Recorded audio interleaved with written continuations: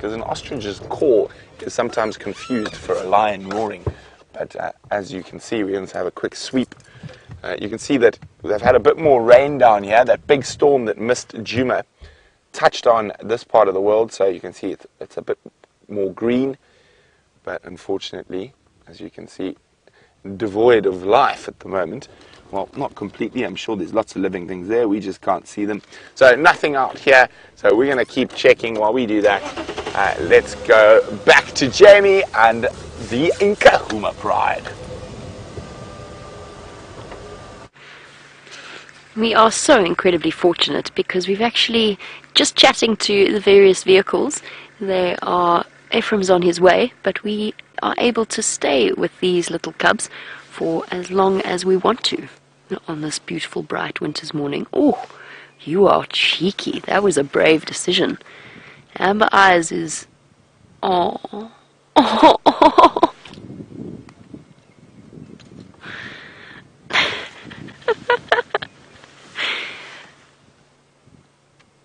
Hug.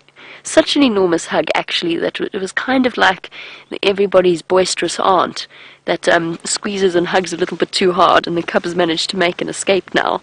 I thought she was going to snarl at him for waking her up. That was awesome. I hope you got some amazing screenshots of that. Because that wasn't even a hug from Mom. That was just a hug from Auntie Amber Eyes. And that name is now going to stick. So Auntie Amber Eyes from now on.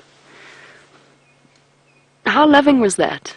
It was incredible. It just goes, it really, really does go to show how tightly bonded these lions as social cats truly are. And that, of course, is their key to their success. Is their mum? Did Aunt squeeze you a bit hard there? I hope you all got some amazing screenshots of that, because that was truly special. It really, really was. It made me wish for a camera. Lion hug.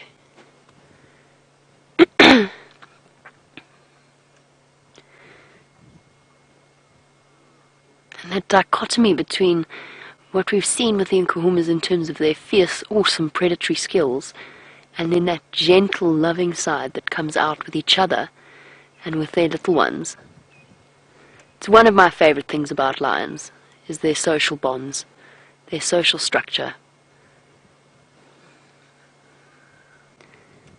Oh, Mummy, come on. Make some room. Budge up, everybody. I'm thirsty now. Coming in for a drink.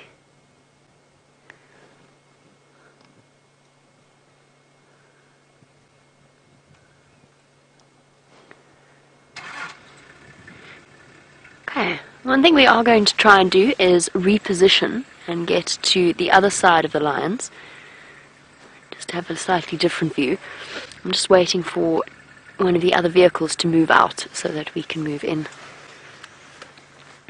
What we do for new viewers with sensitive sightings like this, and this is sensitive just because of the age of the cubs, they're perfectly relaxed around us, as you can see. They're behaving as they would normally. But what we do when there are tiny little lion cubs is we restrict the number of vehicles that can come in at one time. So generally we put 3 vehicles at one time in a sighting. That's the standard approach. And obviously we don't want to make it more than that, because it A, impacts the animal, and B, impacts the guest's experience in terms of seeing the animal. Then it turns into a sort of a manic system where you've got vehicles all over the place. And those of you who've been to Kruger, as special as Kruger is, you kind of know what it's like when there's a big cat sighting. It turns into a game of rush hour to try and maneuver your vehicle in and out. So that's not something that is allowed to happen here, for which we are incredibly grateful. But that's why we are constantly in communication on the Game Drive channel to talk to the other vehicles, to let them know what our plans are, and also to just manage how many vehicles come in. And if, for example, I had come in and the cub was upset or nervous or scared in some way,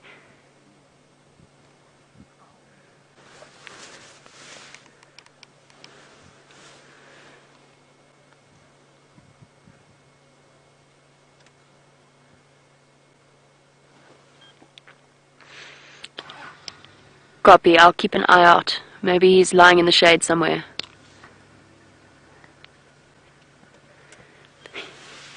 Our parents apparently I've just heard from Aubrey that he thinks there is a male somewhere close by. That's why our lioness has been looking off in the direction that she has been. Guys, we're going to reposition, find ourselves a slightly nicer view. In the meantime, Brent is with my favourite animal name of all time, the wildebeest that he has named Gnorman. I'm not even going to try. Gnormless, there we go. Thank you, Brian. There we go. We're going over to Gnormless, whatever it is. We're going over to the wildebeest.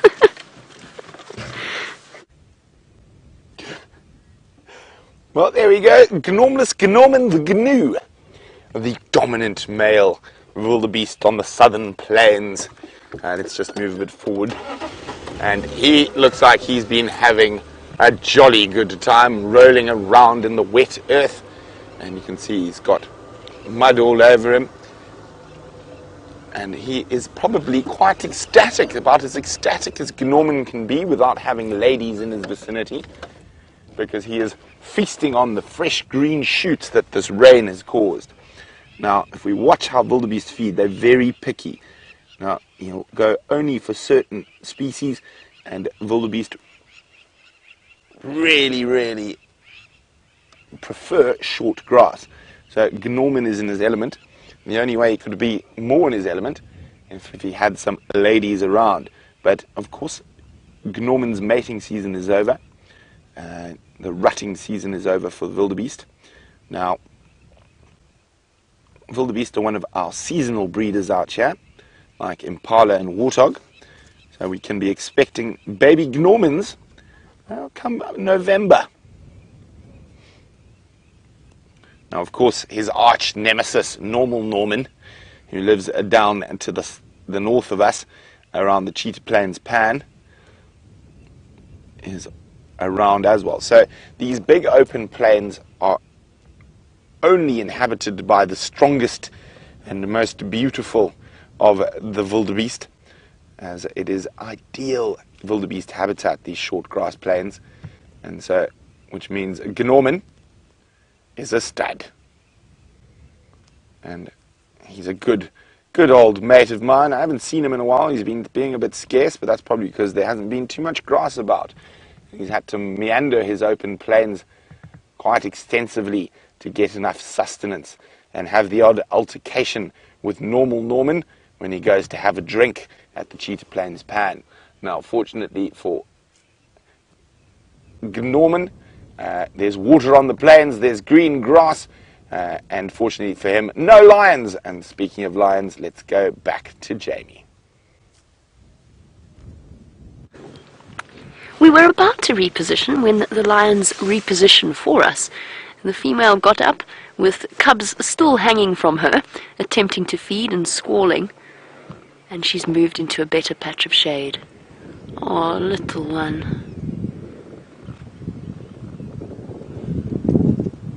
Hello. Shame. Very, very hard to witness something that young and innocent struggling with an injury like that. But Mommy's still producing milk, and Mommy will make sure that it is safely transported to and from the kill sites that she will take them to. So as I said, definitely not a death sentence.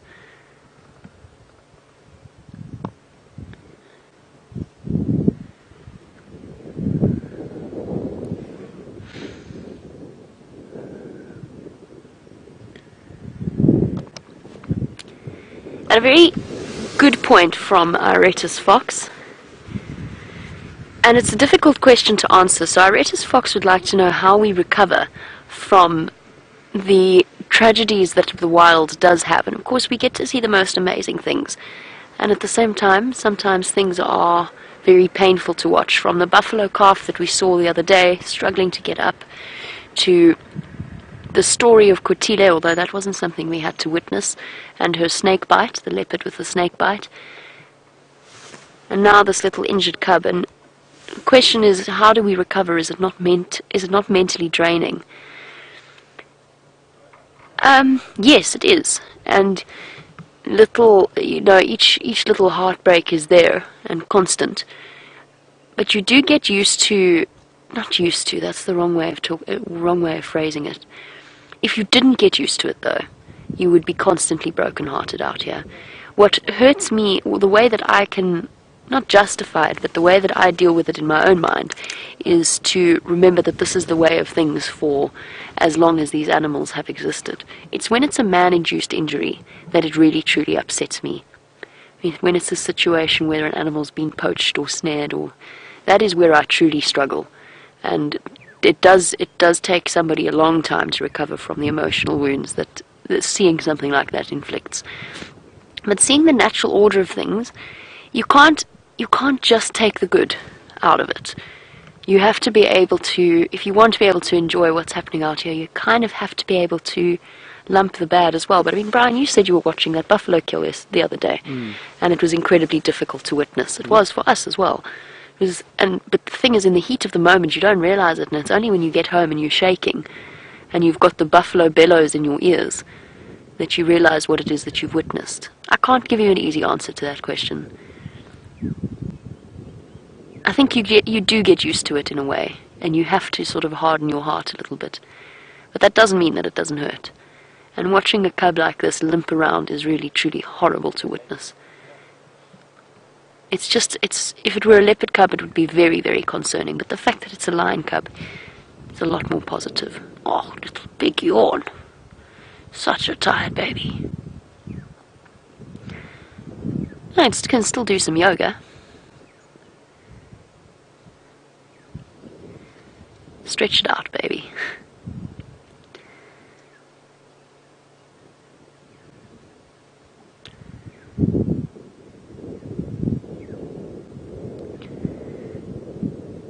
Very peaceful, beautiful family scene. And what makes me very happy about this, it's sort of connected to the question I've just answered. What makes me happy about sightings like this is I think we've become so emotionally invested, particularly for me, because I didn't spend that much time with the Styx cubs before, or the Styx Pride. They spent a lot of time south. But especially for me, I feel very emotionally invested in the Nkuhumas. I spent so much time with them, watching them go through the Birmingham Boer takeover. They're brokers for peace when they were trying to mate with them, even though they knew that the Birminghams were still aggressive. So seeing these little cubs is a triumph. Right, it seems as though Cheetah Plains is bringing the jackal luck. Let's go back across to Brent and see which jackal he's got this time.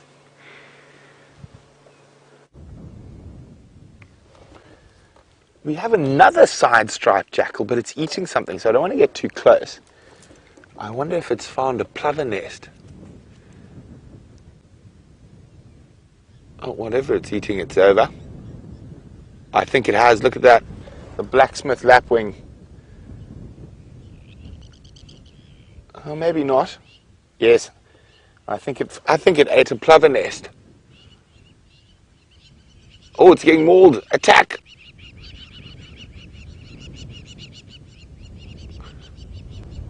Crowned lapwings. Oh, there's a second jackal, but we can't see it just yet. Just sitting in the shade. There we go. Oh, is there three? No, it's a plover there. There we go. A second pair of side-striped jackal. And this is a fair distance from where we saw the first two this morning.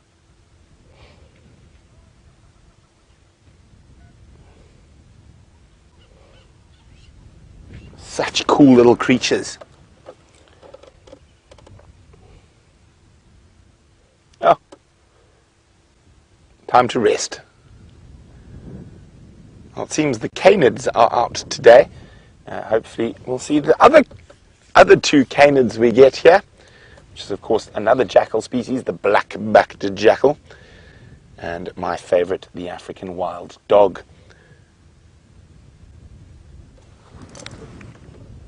And no sign of normal Norman on this open area.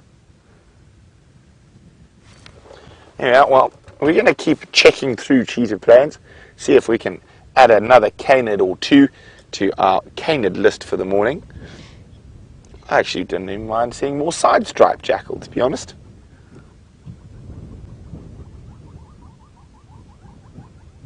Other than the jackals, Cheetah Plains is a bit quiet this morning.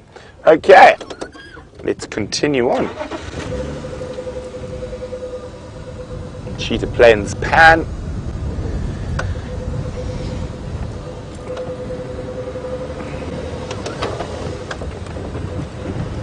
Warming up, but there's a cold wind this morning.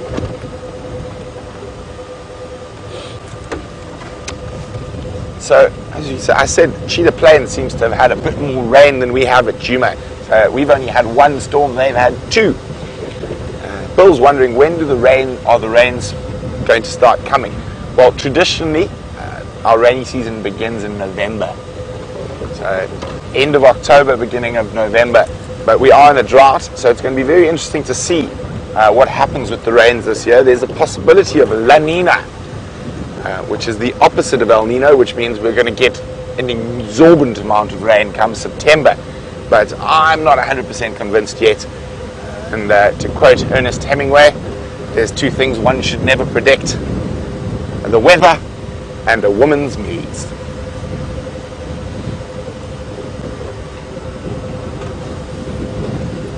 I'm probably, I'm already in trouble. Final control, ha ha ha ha, very funny. Yes. Hopefully my mom didn't hear me saying that as well, otherwise I'll be in more trouble. Fortunately, I think my mom's on game drive of her own, so I might get away with it.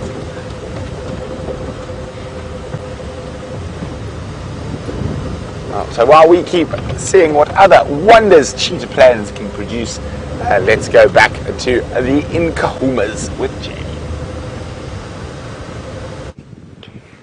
We haven't had to wander too far afield to see the wonders that Djuma has produced for us, or at least the Nkuhumas have produced for us. And I'm very happy that this was Brian's first drive back, getting to see the lion cubs that you'd seen them properly before you left. Yes, you did. I remember now. So to be able to share this with Brian and see how much they've grown and so on is truly special. And the milk bar is currently open for business, and all three of them have found their spot, not without a bit of fussing, snarling at each other. And cubs have to fight over access to nipples, just in the same way that lionesses fight over access to the carcass. They kind of push and kick, and there's a lot of pulling and shoving, and you just watch the poor mom lying there indulgently as those sharp little cub claws get dug into her fur. Can you just imagine what those sharp teeth are like? Like little needles. Those of you with puppies and kittens will know. Those baby teeth are more ferocious than anything the adults produce. Because it's like somebody... they're like needles. Picture of absolute contentment.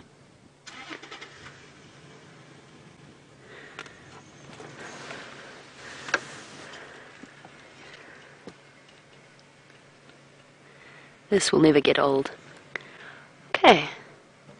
Now that Ephraim has moved off, perhaps we should try and figure out a way to reposition, change our view ever so slightly, and at the same time have a look for this male that Aubrey is convinced is somewhere here. Let's just go. I think I see a relatively clear path to the lion, to a better view of the lions. Amber Eyes, in the meantime, is giving her paws a thorough cleaning.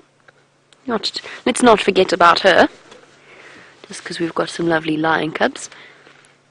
Now, Amber Eyes, to us, I think she's my favourite lioness, maybe. I don't know, I can't choose.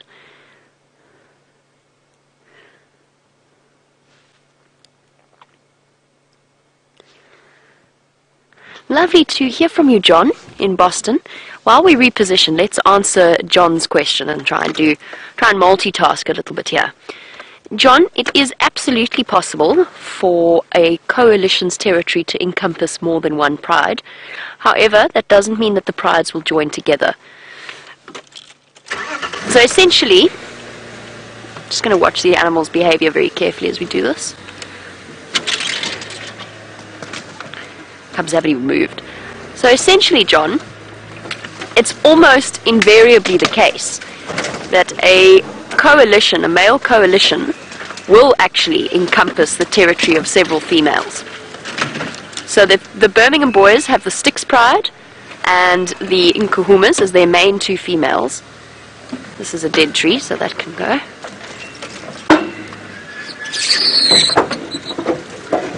Here we go.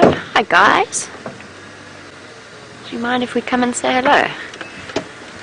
However, they remain distinct entities from each other, so the Styx Pride will never join with the Nkuhumas. Me and my bright ideas, Brian. Is that okay? Perfect. However, different prides in an area can often be related to each other and sometimes rejoin, but that's only where they've split in sort of living memory of those particular members of that pride. So what I mean by that is, for example, the famous Mountain Pride. They had a couple of different names, but the famous Mountain Pride around the Lubombo Mountains of the Kruger National Park, they were 40 strong at one point, but what often happens in that situation is the pride splits off into different groups, because can you imagine how much food 40 lions needs? So whilst occasionally there were sightings of all of them together, and the Nkuhumas haven't quite got to 40 just yet, they're well on their way though. I mean, they've doubled their number in the last few months. What would often happen is the pride would split off into little segments and then come back together every now and again. But that's quite a unique situation, and it only really occurs if there's been some kind of transitional happenings in the lives of the lions, so a pride takeover, or where the pride has got too big and there's lots and lots of lions. But generally, the male's territory encompasses several females, and whilst their cubs may be related to each other because they'll share a father, the females will never be at peace with each other, and they generally avoid each other. The Styx and the Nkuhumas, as neighbours, have had one or two run-ins. Most recent one was a couple of months ago, before we had cubs coming out of our ears, so to speak, where the Styx got a little bit of a fright from the Nkuhuma ladies. They were just outnumbered, and they were chased away. Steph phrased it beautifully. A lion pride, the females of a lion pride are the guardians of that genetic line. So the Nkuhumas, for all we know, might have existed hundreds of years ago, generations ago. We're just fortunate enough. And prides come and go. They are successful at times, and then they become incredibly like the Shimungwes. The Shimungwe pride is now down to 3 sub-adults, and they haven't actually been seen in a very long time. They're around, though. They are definitely around. But the Shimungwe pride apparently was a very, very successful lion pride at one point, with lots of lions in it, and through various misfortunes are now, and the last lioness I think was killed by other lions, and now they're down to 3 young sub-adults who've been surviving basically off scavenging.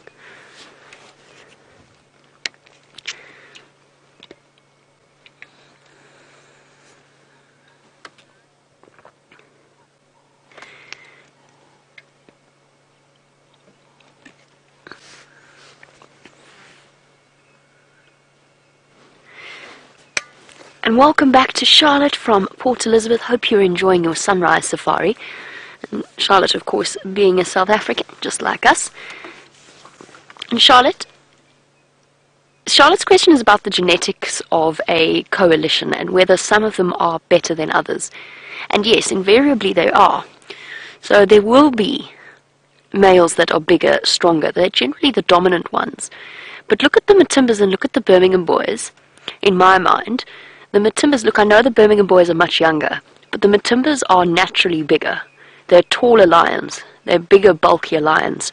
Whereas the Birmingham boys are actually quite small, but they've got attitude. They've definitely got attitude, and they've got numbers on their side. So there will be certain genetic benefits to some coalition over others, but generally the best coalitions will dominate and pass on their genetic code. But it's also, again, it's a matter of circumstance. So Junior, with his Nkuhuma Matimba combination genetics, Junior was the young male that used to be with the Nkuhuma Pride. He has since dispersed, as young male lions do, and moved off. Junior, if he'd had brothers, he would have formed a coalition and he would have been a force to be reckoned with. That's not to say that he won't form a coalition and be a force to be reckoned with, but it's just taking him a little bit longer. And his chances are much more, or a lot slimmer, because he's all on his own. But he did have a marvellous genetic line. Junior was a very good-looking male, and he was big. He's bigger than the Birmingham boys when he was a year younger than them. Not heavier, but bigger, taller. So there will be certain genetic advantages in the same way there are with females. To me, the Nkuhumas are more robust-looking lions than the Styx. The Styx, but that's not the Styx's fault. It might not even be a genetic thing. The Styx are struggling with skin diseases. We've seen with their cubs have got some serious mange on their skin and around their ears, scabby little ears. And the Styx also give evidence that they've got or are carrying tuberculosis, which is something we haven't seen from the Nkuhumas. Doesn't mean there aren't. A lot of the lions in this area carry TB. But there are certain genetic advantages.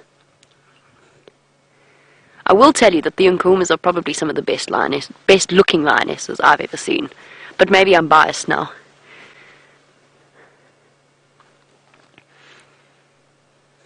And they have produced some lovely looking cubs. And personal space is not a huge issue in a lion pride. That was so cute. Cat.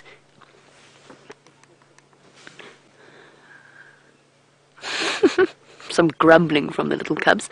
Sorry, Cat. Cat's wondering about the red above where the cubs are nursing. It's not a flower, Cat. It's dead leaves. They've taken on a very red color because of the autumnal effect, and because the light is shining through, it makes it look like a beautiful, bright, fire red flower. And whilst we do have some lovely flowers out here, that is not one of them.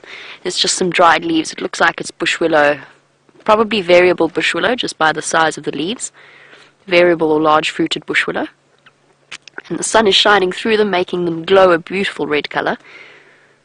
But it is not a flower, unfortunately. Not much is flowering right now, except I think Brent actually did tell you our impala lily is attempting to.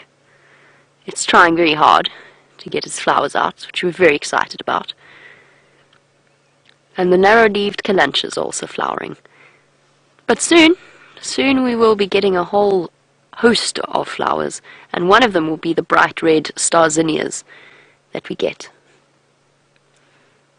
Another reason to keep watching. You know, if you needed any more encouragement in watching lion cubs suckle and then being squished by their aunt. Quite comfy there, using the cubs as a pillow. It really does give you a sense of scale when you see things like this. And those cubs are basically the size of Amber Eyes' head, and they probably weigh about as much. Ha-ha! It is, I said earlier, there are cubs coming out of our ears. Let us go all the way over to Cheetah Plains to talk, or to have a look at some lions we've been talking about.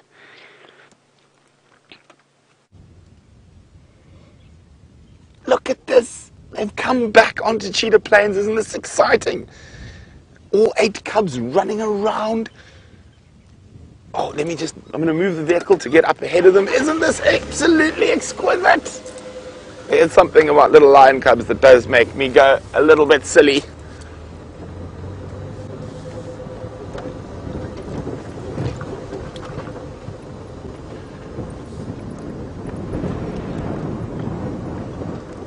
They are just the bestest. Monster, why are you charging it directly at us? That's definitely a boy. Oh, isn't this magnificent? Michael, if the Styx and all of my twins are heading towards Annette across the open area in front of your kaya. Oh, listen to that. Ow! Ow!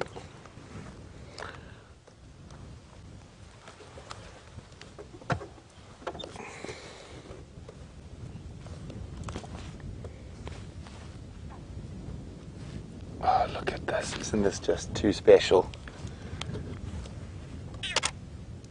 You can hear them. Ow!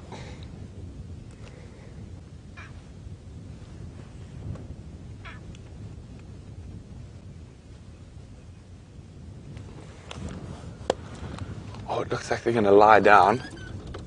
Let's get into the spot. Oh, jump on one. Look at this, look at this. So this is very typical little lion behavior. He's watching the wheels go. Excited.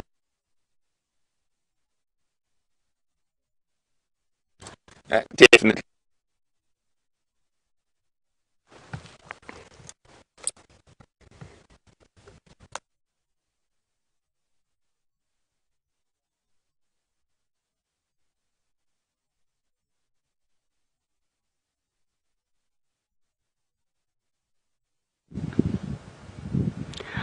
Oh, dearie me, it seems as though the Gremlin, what was it, Gremlin Hollow, is exactly where the Styx have decided to go. But what a marvellous morning spent with our lions.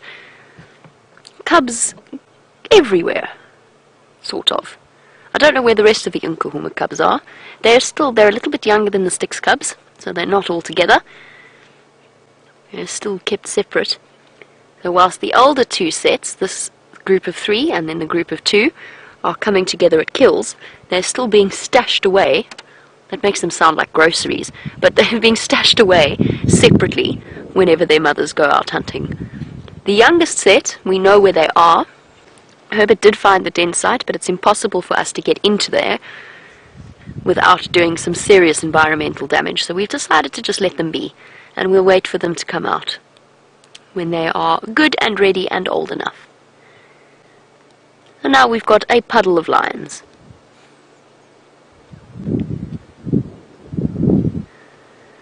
Now, depending upon what happens with Brent and those Styx cubs, I suppose we should think about moving off and looking for other things. I'm a bit reluctant to. I'm quite happy where we are. I'm convinced there's a male somewhere. He's probably watched me reposition and drive around him. What is that? No, that's a leaf. Just checking in the dense vegetation. It's a very tricky block. But the way that she was intently looking off into the distance makes me think that either the rest of the pride is somewhere here, or the males are around. At least one male is around. Now they alternate. They spend their times between the Nkuhumas and the Styx, and then marking their territory. One thing we have noticed, it feels as though the Birmingham boys have spent a lot more time north. That might be due to the fact that there's 2 dead elephants up there, so free meal, essentially. Free, enormous meal. It's like an all-you-can-eat buffet. Oh, hello.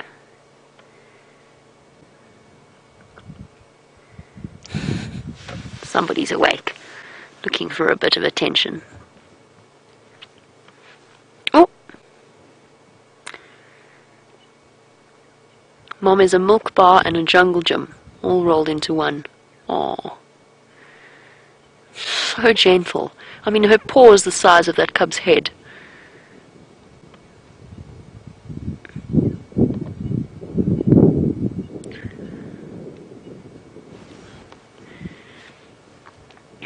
And now, after a big feed, it is nap time for the little round-bellied cubs. Finding a comfortable spot.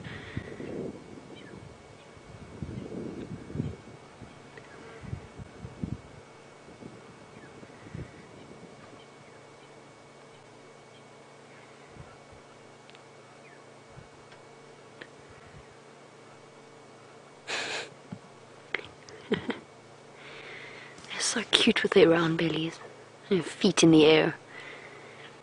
A really comfortable spot.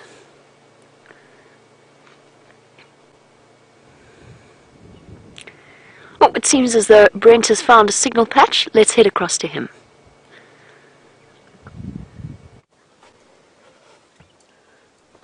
So it's not the greatest signal. We can't really move, but we've still got these wonderful little cubs, and some of them are actually even climbing trees off to the right.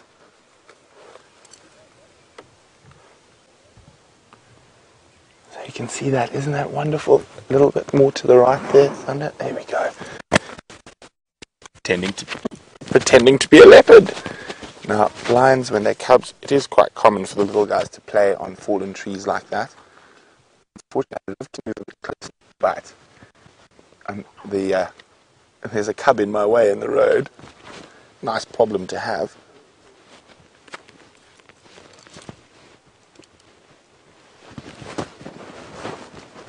Oh, look at that, they're all over that. Having a grand old time.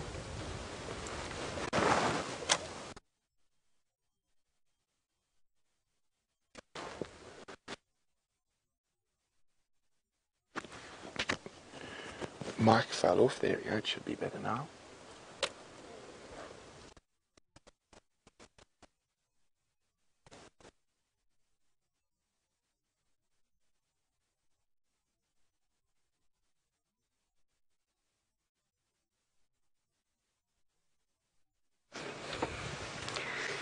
Oh, dearie me.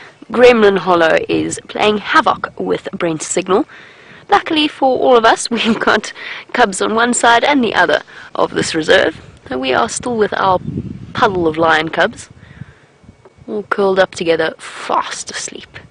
A truly peaceful family scene. However, I do think I'm just going to give it a little bit longer to see where the Styx go and whether or not Brent will have signal. Otherwise we'll probably move off from our lines and go and see what else we can find. Perhaps there's more of them around Buffelshoek Dam. And then of course there's an update, by the way, on Tingana. I forgot to tell you all, I'm sorry. Now yesterday Tingana was seen around Djuma. He has since moved east into Torchwood. Tingana is the dominant male leopard of this area. So he is on Torchwood right now. Just for an update for those of you who've been keeping track of his movements. It's very nice to have him back once again. We seem to go through extended periods of his absence before he reappears.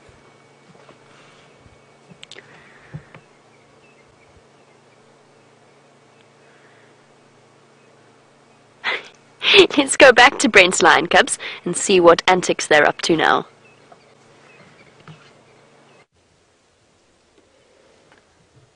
So there's actually now 1, 2, 3, 4, 5 of them up on that little tree. And being very, very cute.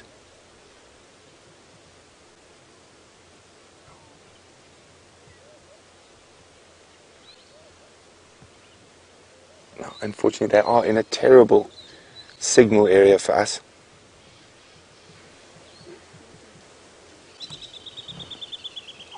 Oh, we can hear the squirrels alarming. Now, the lionesses have gone off. I think they've spotted something on the other side. Oh no, there's one lioness still here, but they've definitely gone into more of a hunting mode.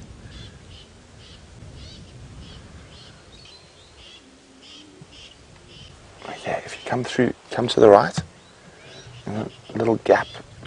Let me see if we can get it from where you are. It'll be come out of it. They're just there. There. Yeah. And there's a female and one of the cubs.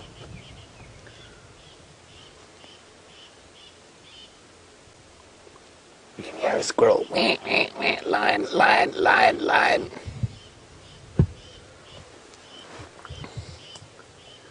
As you can see, these cubs are not quite as good looking. Oh, is that there? Oh, sorry. No problem. As the Nkuhuma cubs. And they do look like they've got, I'm not sure if it's mange, but they do have some sort of skin irritant. And you can see this little one walking in front of us has got it quite badly. There we go, you should sit there. And Stephanie's wondering how it's passed along. Stephanie, it's passed along from other lions to lions. I'm sorry, I'm just going to be on the Game Drive channel. Shanae, go ahead.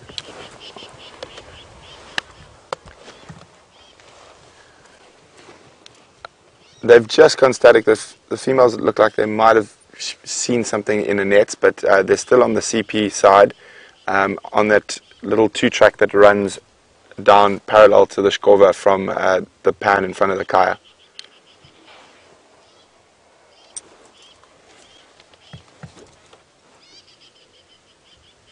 Okay, I'm just going to try and move a little bit. Those cubs on the tree are being awesome. I think you might be able to get her through there onto the tree. Look at that.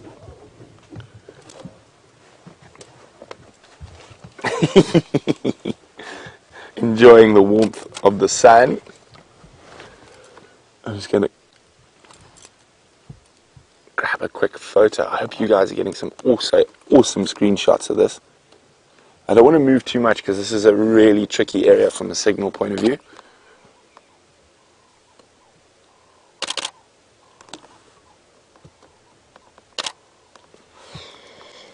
No. There we go. Let's see all of them out on that fallen down marula tree.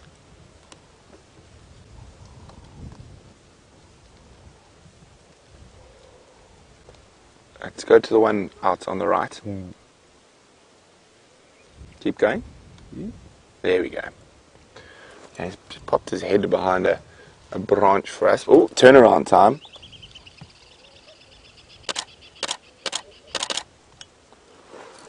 Oh, and back to doo-doo. Okay. I'm just going to warn you, I'm going to try and move, so we might lose signal. But I just want to try and get into a better position to have a look at those cubs.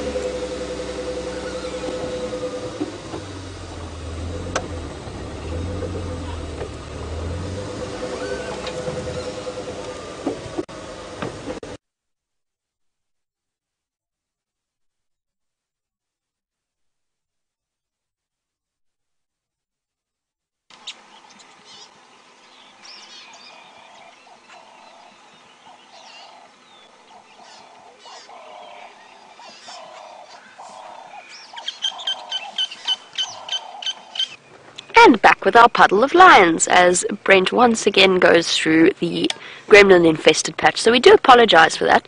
As you know, bringing you a live, or as you can imagine perhaps, bringing you a live safari from the middle of the African bush, I don't pretend to know how it works. It is far too complicated for me, but it does work. And every now and again things go wrong, but we're still here. We are still comfortably sitting. I'm actually really enjoying this spot. We've got some sun. Got Brian back so we can catch up on what he's been up to and leave and so on, fill him in on all of the details of what's been happening while he's been away. And of course, with lions right next to our vehicle, snoozing away quite happily. I did say I was going to leave, but I haven't.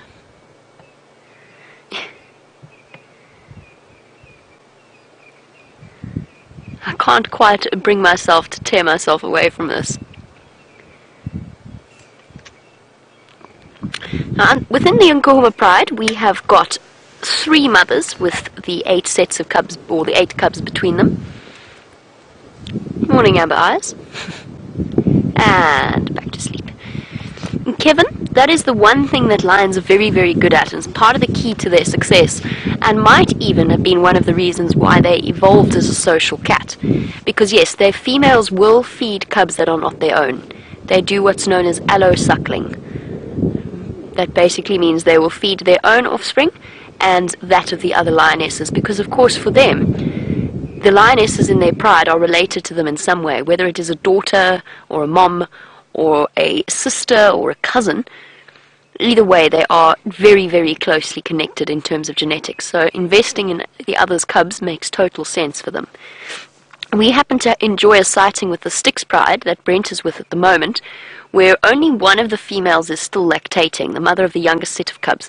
This poor lioness was lying on her back with about 5 lion cubs of different ages and sizes, all attempting to suckle from her, growling at each other, clinging on her, fighting over access to milk, and she just lay there and tolerated it. But I did feel very sorry for her, because the last lioness to stop lactating is usually the one that has to deal with cubs of several different ages attempting to suckle. And like all baby mammals, lion cubs will push and push to be able to suckle for as long as possible, and they throw their own weaning tantrums. Not quite as dramatic as an elephant, but they do sort of make their angry growling sounds when they're no longer allowed to feed. And then life gets actually quite tough, because although lions are social cats and the bonds between them are tight, when it comes to mealtime, it's every lion for themselves, including for the cubs. And there's nothing to stop a lioness from swatting a cub away that's attempting to feed, and they kind of have to make do with the scraps. Although we saw them barreling over that buffalo carcass the other day, having a wonderful time. Our cubs are fast asleep, but Brent's are wide awake. Let's go and have a look at them learning to climb trees.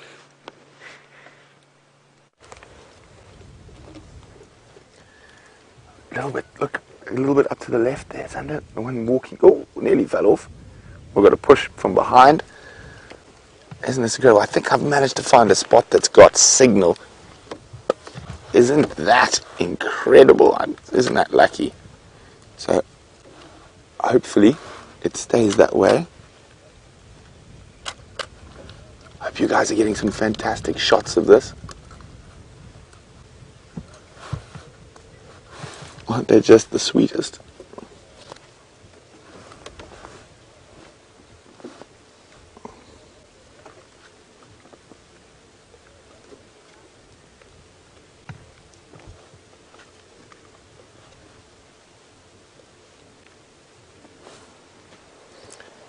They're just too precious.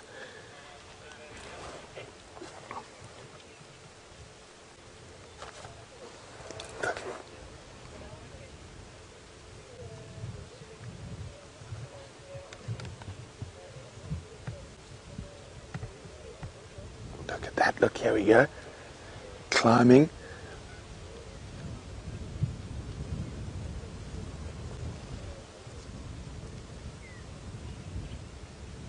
Isn't that special?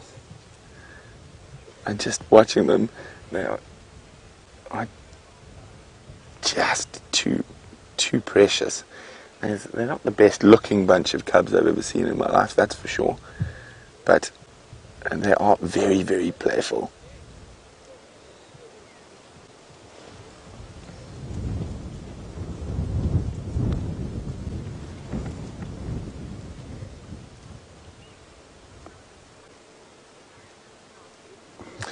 Judy H says this is what you call a lion log. I couldn't agree with you more. We've got 1, 2, 3, 4, 5 of the cubs all on a single fallen marula.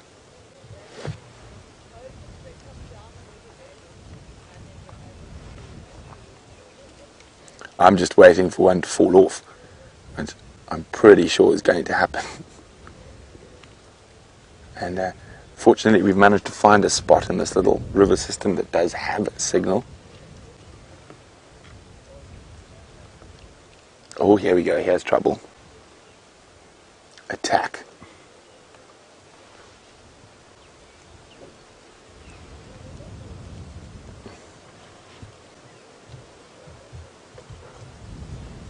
Oh, it looks like there might be a fall off on the left. Or, let's probably not call it a falling off, maybe an undignified descent. Oh, isn't that just too cute? Get them growling at each other.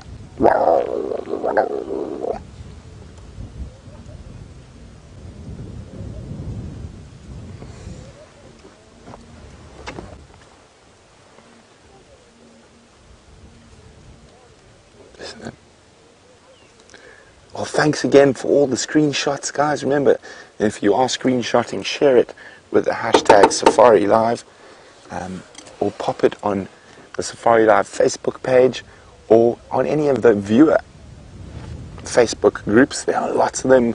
Djuma junkies, lions and leopards of the Djuma cheetah plains and Arathusa.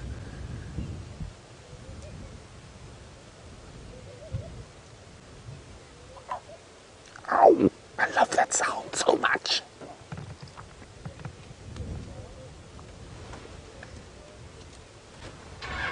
Oh, there's a bit of a attack going on. No, just a descent.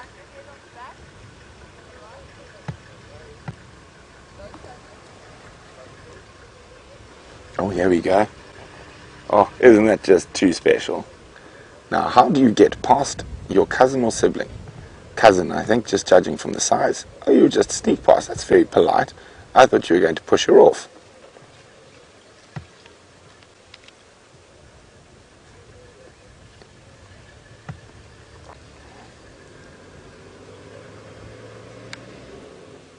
It's so wonderful to have this many cubs about at the moment. Copy. Wrong way. Copy, thanks, Sinead.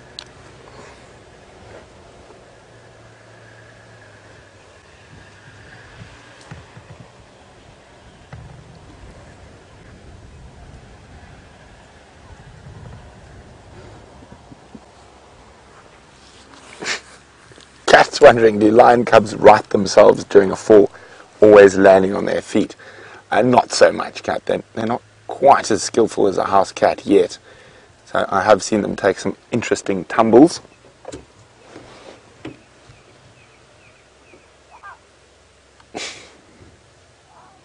Bow, bow. Complaining. What are you complaining about?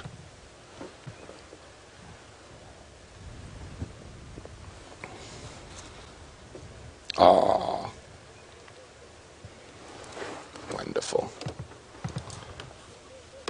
Oh, come to the left. Oh no, there's a bite. Oh, there's so much going on. Let's getting a bite on the bottom.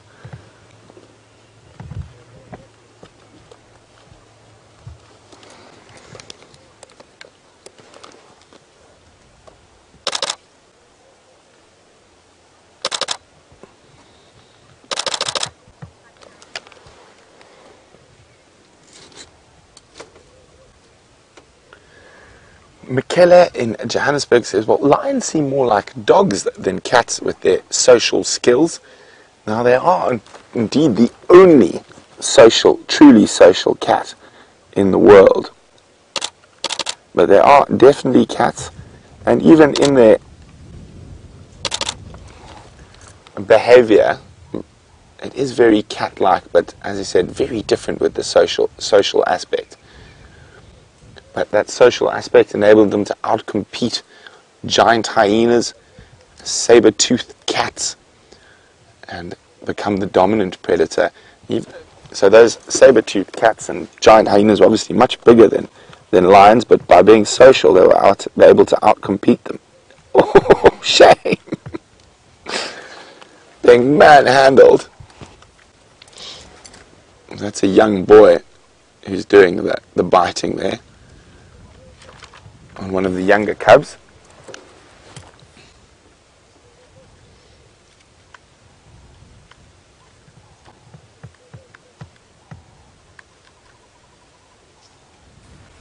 All four at the end. The fifth has moved off. Decided the log's getting a bit busy. Oh. At least it wasn't too high.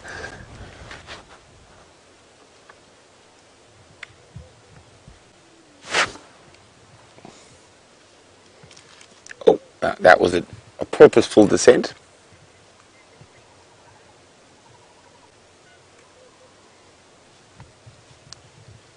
This is just too special. Remember, if you want to know anything about these little lions, hashtag Safari Live on Twitter, or pop us an email, questions@WildEarthTV.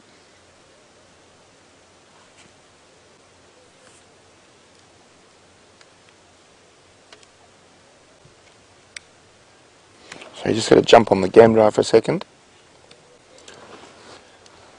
Mike, did you copy that update about Styx and Mantuan on you and Al?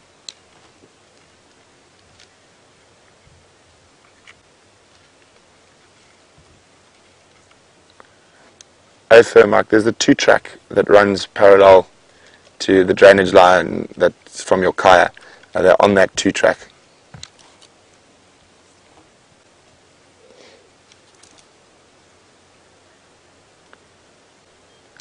A negative, they've gone flat on CP.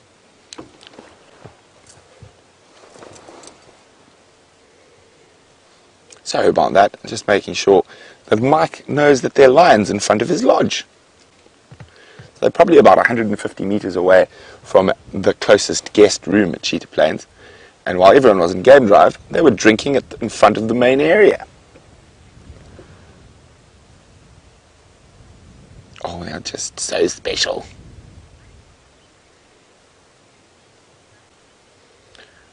Trud is wondering, why do the cubs keep licking the tree? because they can. They're also just chewing the bark and just being generally quite playful, as young creatures tend to be.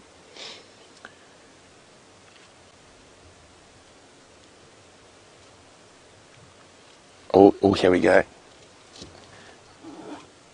Let's see what are you going to go play King of the Castle? No, didn't quite make it all the way up. Oh, here we go. Dun dun dun dun dun. Oh, no, just coming for a cuddle. Not a fight, just a cuddle.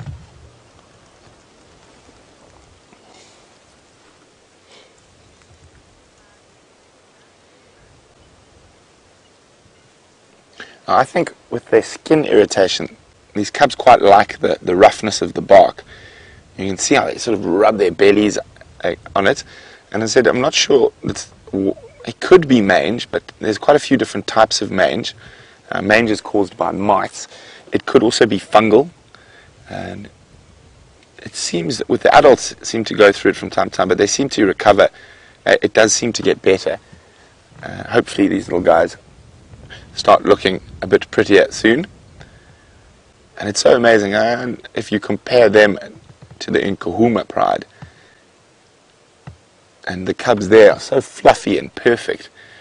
Although I must admit, these lot seem to have lots of character.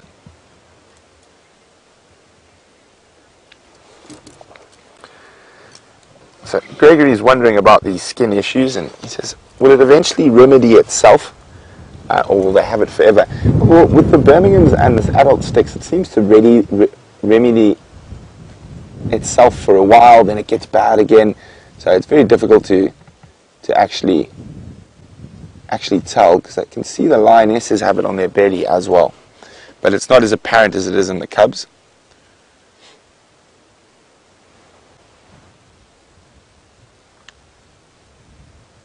Oh, it looks like they might get on the move again. One lioness might be just going to join the other lioness in the shade. Oh, I think that's what she's doing.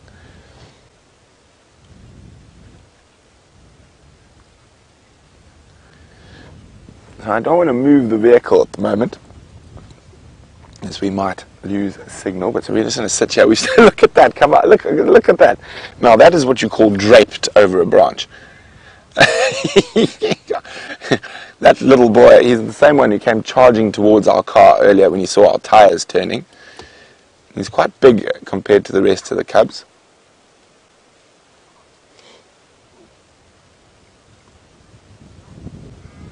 Oh.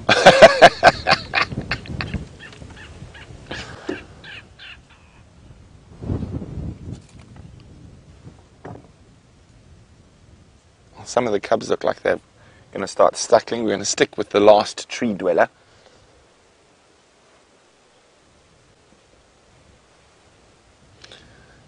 Now, how is that comfortable, mister? Yes, I can't imagine that could have been comfortable for too long.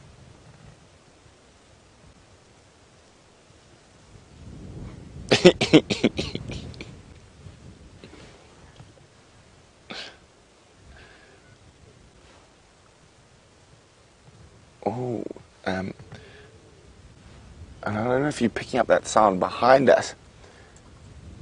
The rest of them are suckling.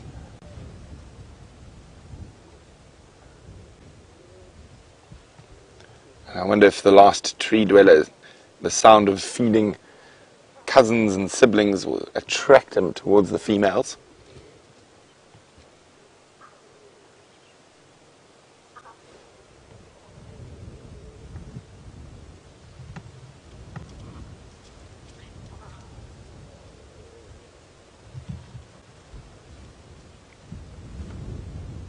Okay.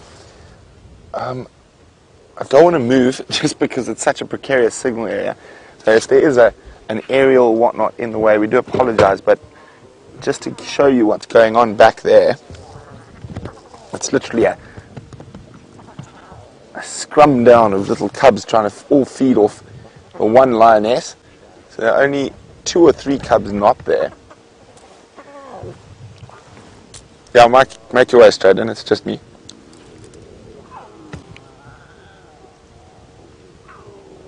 Those noises are incredible.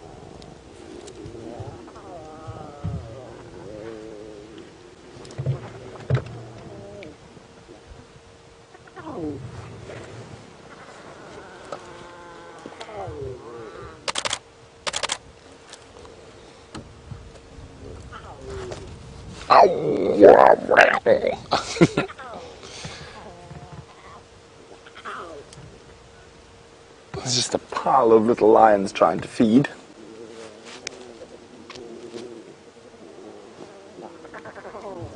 Wow! I'm very upset.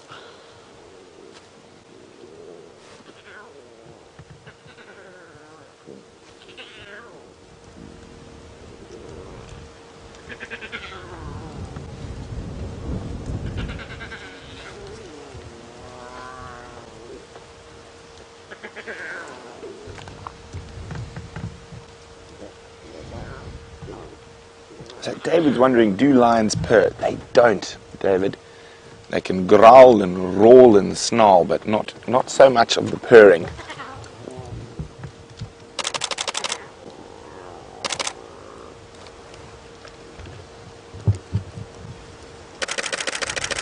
Hey, clickety click is just me getting a few snaps.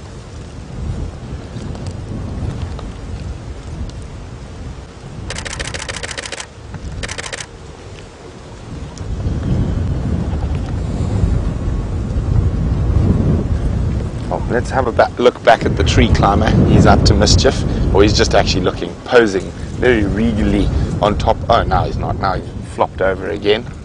But he was posing very regally. Hopefully he'll do it again. Oh, there we go. That's a bit better.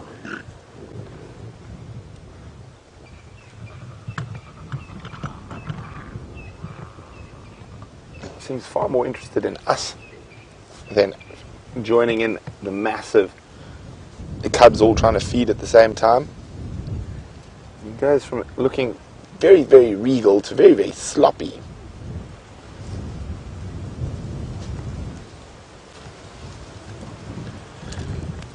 So Kevin's wondering how many cubs can suckle at one time. Only as many cubs as a lioness has teats, and she's got... I can't believe I've gone completely back. She's got four, sorry. No, about four at a time. That's why it's very unusual to have more than 4 cubs. Oh, it looks like another cub is coming to play on the tree. Coming in from underneath. Another one of the older cubs.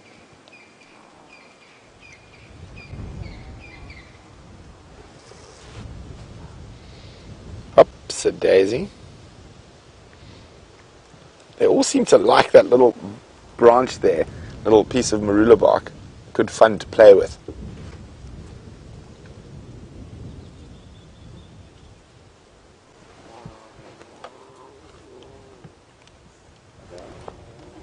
Mike, do you have my visual?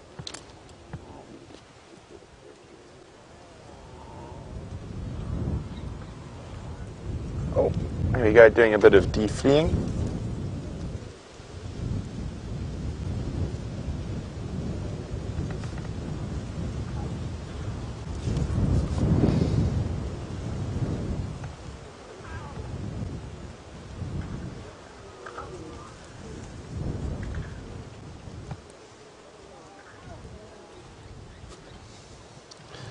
Oh, lioness is up again. So the cubs, she got tired of the cubs feeding, and she's walking away. So they just moved on to the next lioness, but some of the cubs are following her now. There we go.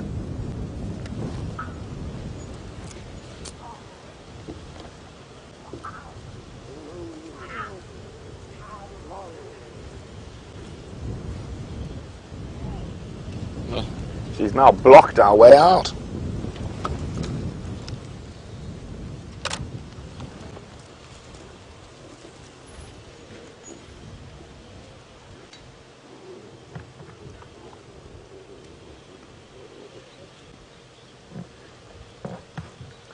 Look at that. Isn't that just too cute?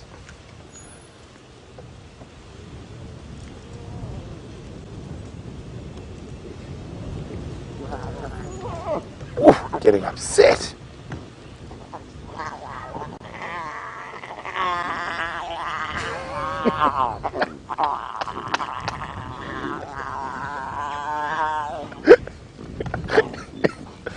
Sorry about my laughing, it's just too much.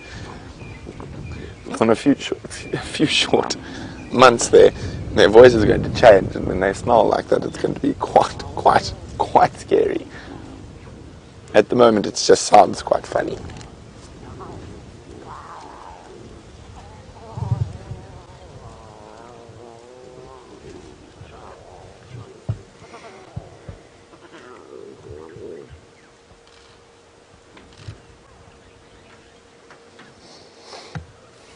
Oh, it seems like the status quo has been reached for now.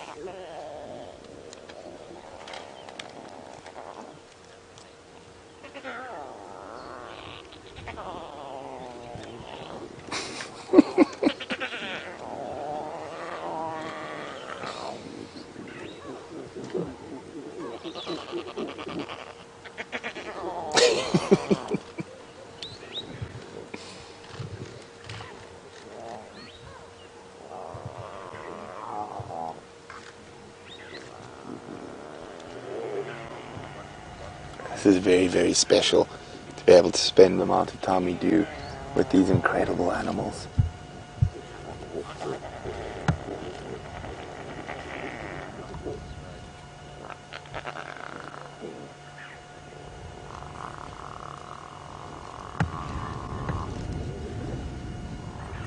So I'm very nervous to move. I might try in a little bit, just so we can try to get a better position on the feeding.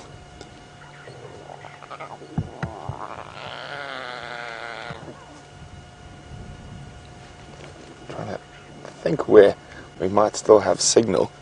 I'm planning my next move so we can try to get a bit closer to that. I think I'm a massive lions, a pile of lions. Oh, here we go. Here comes some growling again, I'm sure. Trying to sneak in there.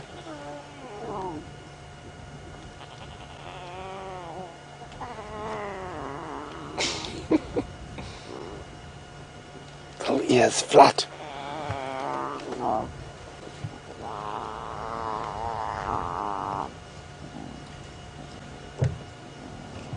Okay, so I'm going to try and get us into a better spot for that, so we might... Oh no, just quickly before we go, let's go back to the tree. Look at this. Oh, big. Pushed off. Oh. No, back on. That's a wonderful thing about these guys. When they are playful, they are very playful. So, we're going to try and get us a better position of that scrum of lions feasting off mother's milk. While we do that, let's go back to Jamie and her lion cubs. I'm sorry, I'm laughing. That was hilarious. That was absolutely incredible. I'm so sorry that you missed it. It was just by a split second, and it was so unexpected. Basically, the one cub climbed on top of the other cub and was trying to wake it up. And the other little cub was kind of snarling and growling, but not really objecting too much. But then, all of a sudden, lost its temper and turned around and snapped at the lion cub on top. And the lion cub on top got such a fright that it levitated backwards and fell over. This is why lion cubs are so thoroughly entertaining. Did not want to be disturbed. The one at the back is full of energy and wants to play with something.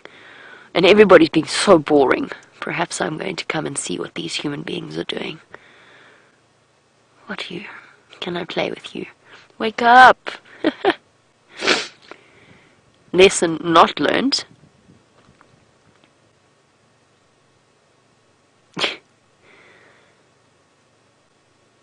Okay, fine, I'll just lick your ear. Lick and nibble on your ear until you have to wake up.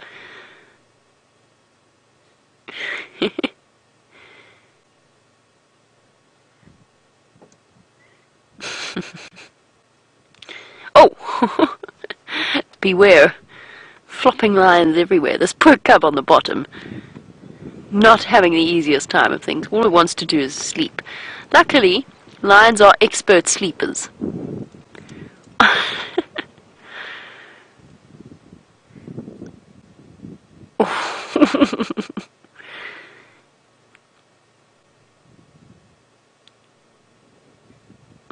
I'm going to chew you till you get up. Look how big their feet are already.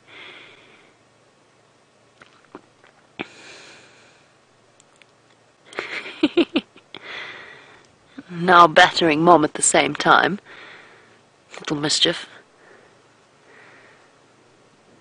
And they've got these enormously oversized paws.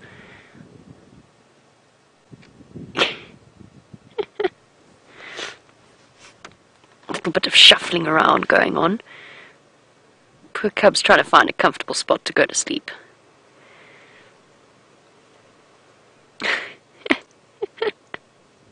Oh, might be awake now.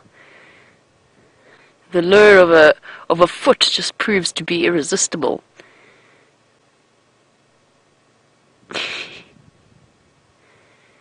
So feline, these actions. Lazy playing. Lazy horizontal playing.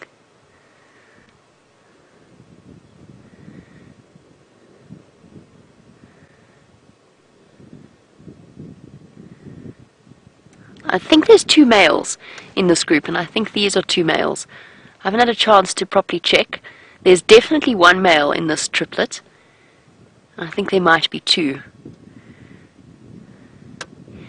And the smallest one is nestled in between Amber Eyes and the mother. Oh, you are just causing trouble. You are a troublemaker. You're bored and you want somebody to entertain you. Like a child, like a toddler. Or indeed like quite a few adults, I know.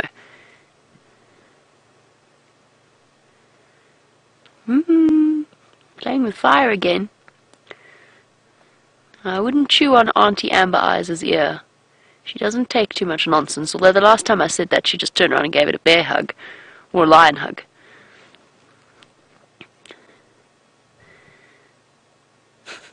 Lion cubs are very seldom flat for long, unless they have enormously full bellies. They're usually occupied doing something, with the most incredible sighting with the Styx cubs in Djuma Dam recently. With them barreling about, we didn't know where to look. Couldn't decide which set of cubs to watch. And that's going to be the case with the Nkuhumas as well, once we get all 8 together. Must be so nice. Got a constant playmates around them. Even when the adults are being boring.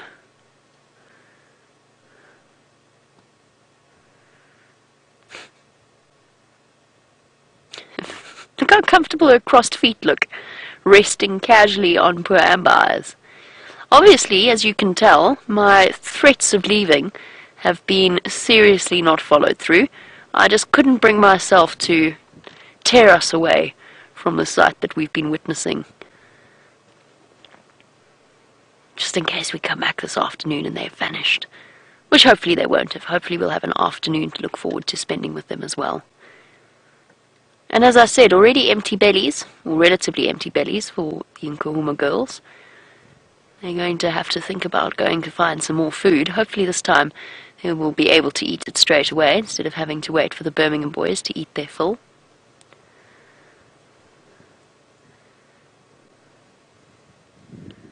Very comfortable looking. And just this little cub is up to nonsense at the back there, but we just can't see what it's doing. Every now and again a paw flashes up, or the ears flash up behind Amber Eyes. Hints of movement. Ah, there you are. We see you now. What are you doing?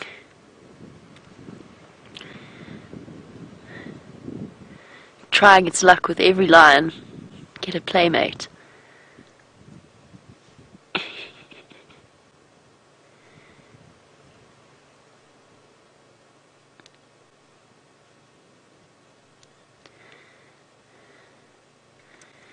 It's not working out so well. Amber Eyes is not even paying any attention.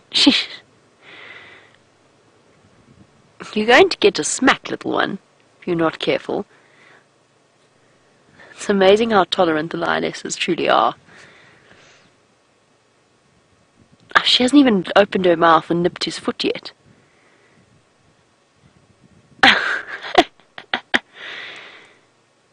Ooh, claws have come out. Just saw a hint of them peeping through. And just because it's a cub, it doesn't mean those claws are not razor sharp. In fact, they're even sharper than an adult's, like its teeth. digging them underneath Amber Eyes' chin. It's lucky lions are so good at sleeping. No wonder they get so good at sleeping. It's getting hard to tell which lion is which now. Oh, no, that didn't work. Amber Eyes didn't work. I'm going to try and climb onto Mom. Oh, there's Amber Eyes' leg.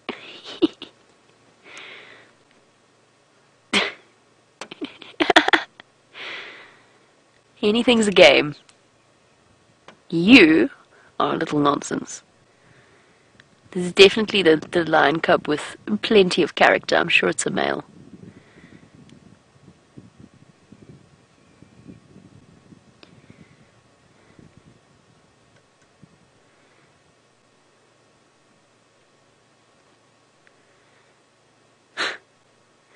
Maybe a bit more breakfast might be the way forward. Oh.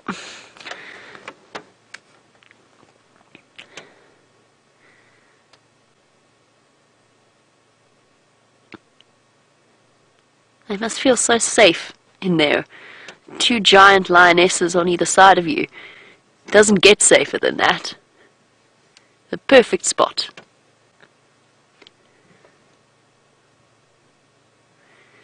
Still wants to play with Amber Eyes' paw, and she's just not cooperating.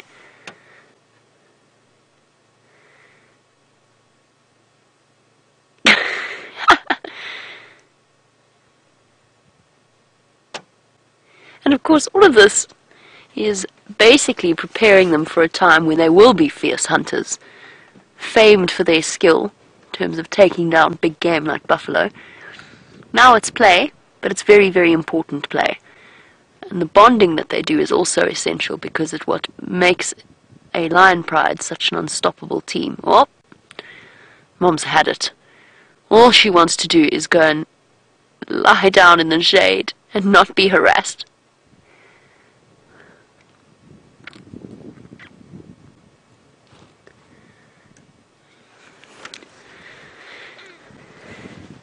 Some very disgruntled cubs, but Mom has had it.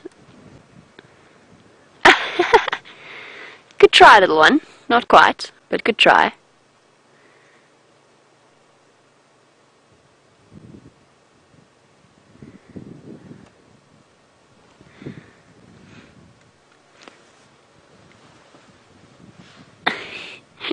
And now that Mom has managed to find a comfortable spot, immediately there's not a second's peace for our lioness mothers, immediately being annoyed by one of her babies. And Virginia, it is possible. So what Virginia has asked is whether or not when it comes time for the young males of this particular group of cubs to leave the safety of the pride at around 2.5, 3, when they are sub-adults, let's say closer to 3, Virginia wants to know whether the Nkuhumas and the Styx would join up. Possibly. It depends very much on what kind of ratio we've got here. Now, I haven't had a chance to properly look at the dynamics of the Styx, but I actually think that there's quite a few males in that group. So if there's quite a few males in the Styx and quite a few males in the Nkuhumas, then they probably won't join up. They will stay with the cubs that they've grown up with and are closely related to. However, let's say that this little chap who's has been causing all the nonsense. Oh, shame, baby. Still feeding. Still full of spirit. But let's say this is the only little male in the Nkuhuma group of cubs. It's unlikely. I don't think it's the case, but let's say it was. And it had to go off on its own and it happened to encounter some young Styx males of a similar age, then absolutely they would join up.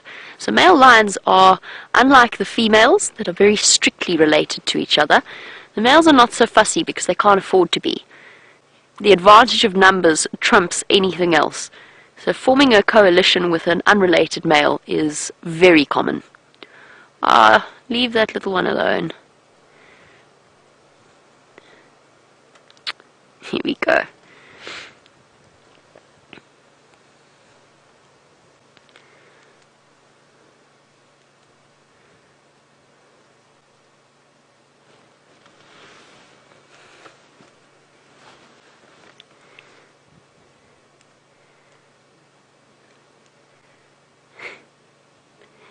Nope. No suckling allowed. They make surprisingly deep growls for such little creatures. Very fierce sounding.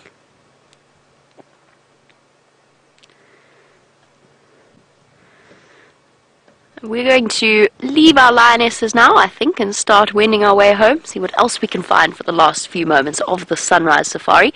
Let's go back across to Brent, who has made his way out of Cheetah Plains. Well, sorry about that.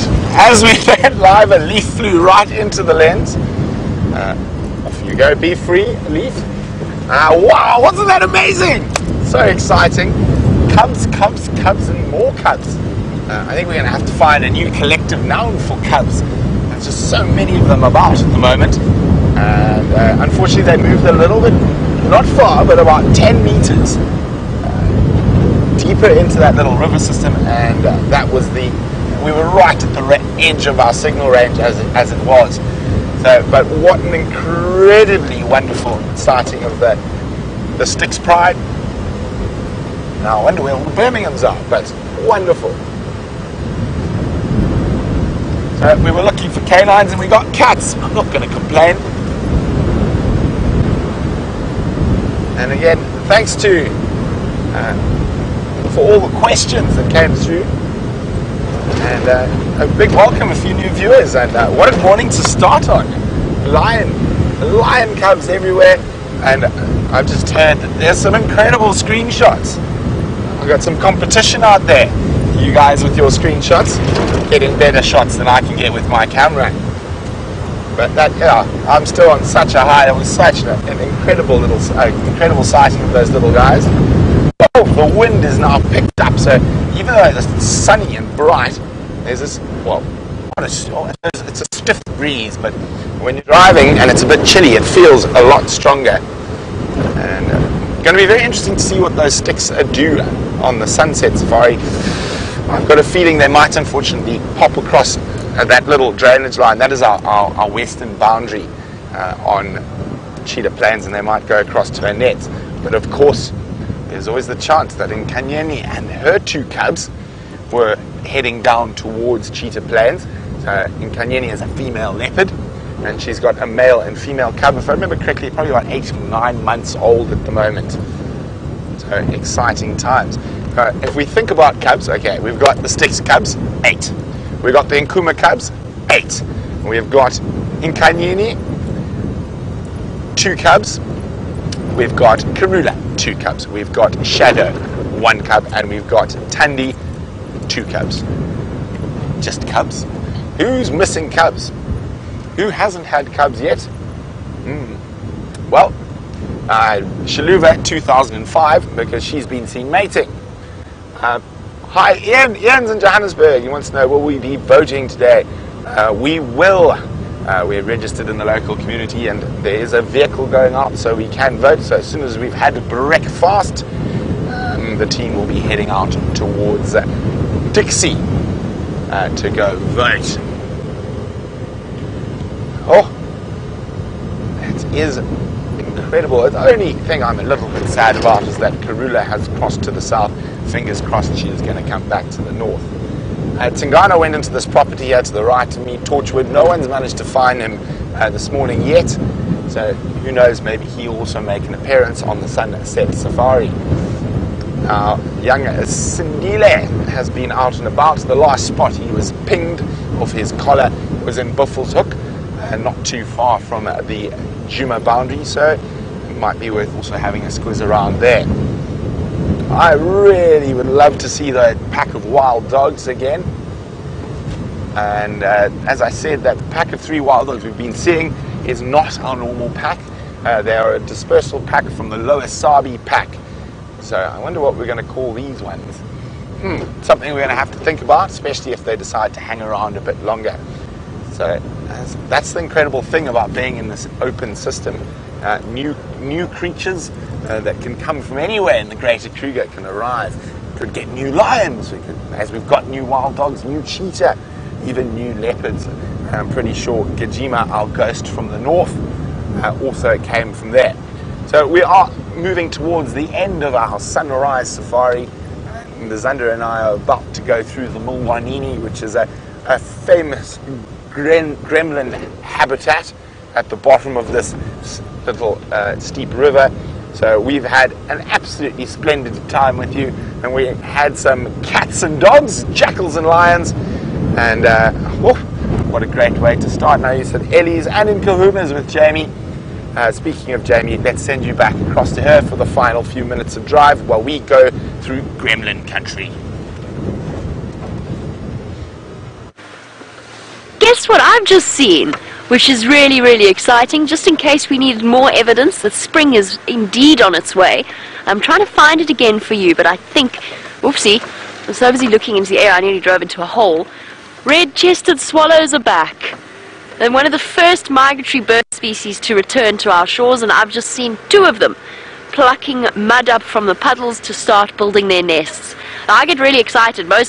We get really excited about that sort of thing. First of all, for those of you who've only jumped on board in the last few months, it means some new birds to add to your bird list, birds that you haven't seen. And for those of you who are regular viewers of the show, it's always nice. It's like marking the passing of time in a much more natural way than a calendar. The red-chested swallows are back once again. I'm still trying to find it for you, but I think unfortunately it's flown away.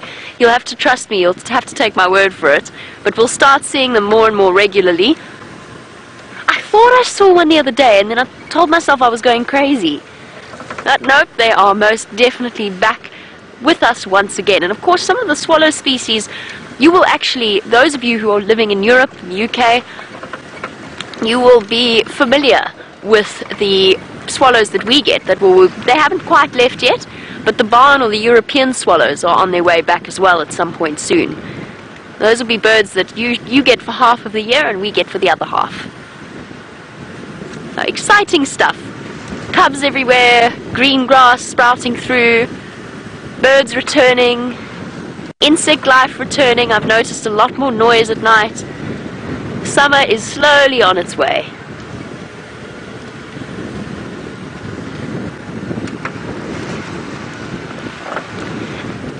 And Justin, just a quick answer for our last question of the day. Welcome on our sunrise safari. Justin wants to know how many years I've spent living in the bush. I spent a year before I went to university, so when I was still young. And then I've been in the Hoedspruit area for the last 2015, 16, 4 years, 4.5 years now that I have been living in this particular area and absolutely loving it. And getting to go out and do this every day, twice a day, is an absolute pleasure. And of course we've all grown up, none of us have had a background quite like Brent's, but we've all grown up visiting the bush, going to the Kruger National Park. For us it's part of our background, it's part of who we are.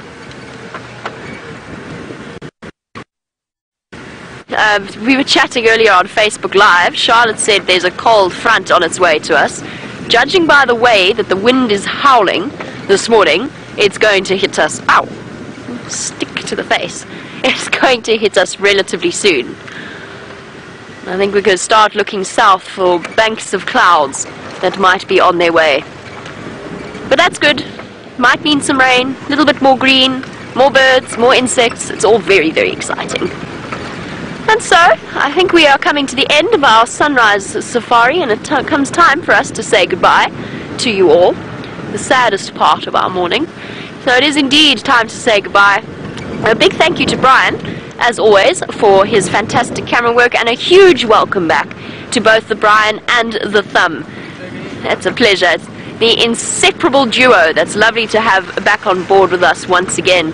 For those of you who've only joined us in the last 2 weeks, the Thumb, you have to watch every single day because the Thumb never looks the same. The Thumb is always different and always entertaining.